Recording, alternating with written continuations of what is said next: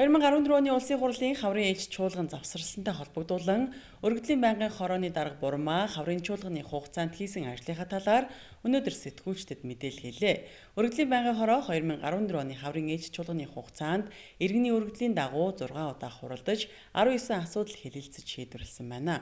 Улсын хурал 2014 оны хаврын чуулганы хугацаанд давхарцсан тоогоор 1024 иргэнээс 827 өргөдөл ирүүлсэн байна.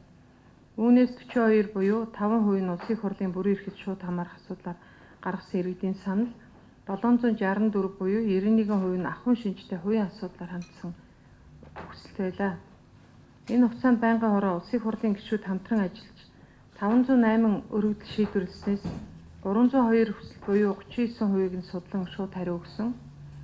За 176 хүсэлт буюу 21%-ийг нь харьяалын дагуу шийдвэрлүүлэхээр холбогдох байгууллагад албан тушаалтанд шилжүүлсэн байна. Эрүүлж байгаа өргөдлийн 80 орчим хувь нь гэр олгуулах болон хөдөлмөр эрхлэлтийг дэмжээч гэсэн ийм шинжтэй өргөдлүүд байгаа.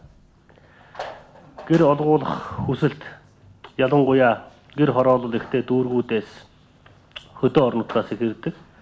Ийм учраас сонгон хайрхан дүүргээс сонгогдсон Сумын Авзар гишүүн, мөн Баянзүрх Налах дүүргээс сонгогдсон миний бие бид хоёр энэ гэр олгуулах хүсэлт хөдөлмөр эрхлэлтийг дэмжих тухай хүсэлтийг авч үзээд судлаад байнгын хорооныхоо хүрээнд бас нэг тодорхой 0.5 дугаар бүхий тогтоолыг гаргаж холбогдох хуулиудыг сайжруулах мөн энэ чиглэлийн нөхцөл байдлыг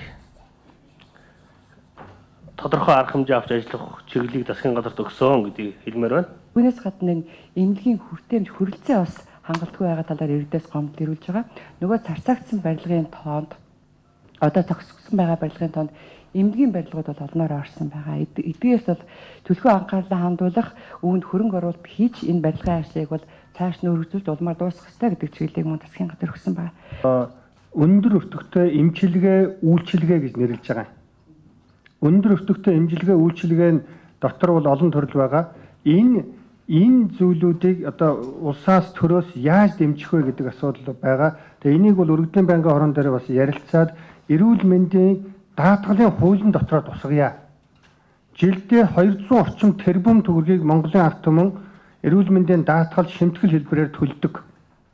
Нэг жилд шүү дээ. 200 тэрбум төгрөг гэдэг бол энэ бол хангалттай мөнгө.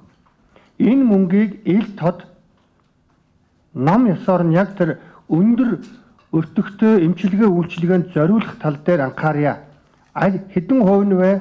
Яаж зарцуулах вэ гэдгийг бол эрүүл мэндийн даатгалын үндэсний зөвлөл дээр ярьжээ. Өргөдлийн байнгын хороо Монголын хуульчдын холбооны шүүгчдийн хороотой хамтран ажиллах санамж бичгийг өнгөрөх 6 дугаар сарын 27-ны өдөр байгуулжээ. Ингэснээр хууль тогтоомжийг боловсронгуй болгоход шүүгч хуульчид иргэдийн саналыг авах хуулийн шийдэл, цоорхой зөрчлийг судлан арилгахад хамтран ажиллах, шүүхийн нээлттэй танхимуудаар өргөдлийн байнгын хорооны мэдээллийг иргэдэд хүргэх, тэдгээрийн санал хүсэлтийг шууд хүлээн авах боломж бүрдүүлсэн юм а.